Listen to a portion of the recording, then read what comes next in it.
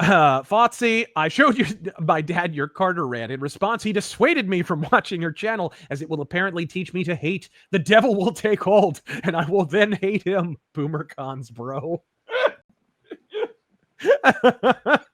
I mean, nobody twisted Jimmy Carter's arm to prevail upon Jerry Brown and the California establishment to illegally appoint Jim Jones the housing commissioner so that he could then wield a position he never should have held against his sexual assault victims, ultimately leading to him fleeing to Guyana when the investigation intensified, and ultimately leading to 1,000 dead commies face down in the Guyana jungle. But go off, BoomerCon Dad, I suppose. Thank you, who are in the steadfast. Jaguar Sage, you once mentioned that Nancy Pelosi had some connection to Jim Jones. What was that connection? Nancy Pelosi was part of, so there was kind of a cabal in California of a crop of politicians who were just popping up in the 70s, and Pelosi was one of them.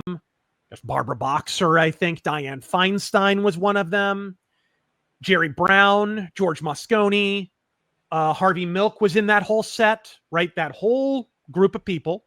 So Nancy Pelosi was one of many people who was connected to the whole Jones thing. When he became housing commissioner of San Francisco, she endorsed him.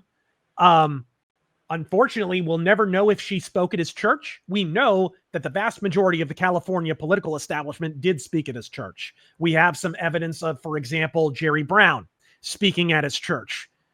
Because what happened is after Jonestown, Jim Jones, he had been illegally appointed the housing commissioner. So after Jonestown and the mass suicide, it was believed by Jerry Brown correctly that the People's Temple was going to be investigated, and they would discover the connections between a lot of the California politicians and the People's Temple.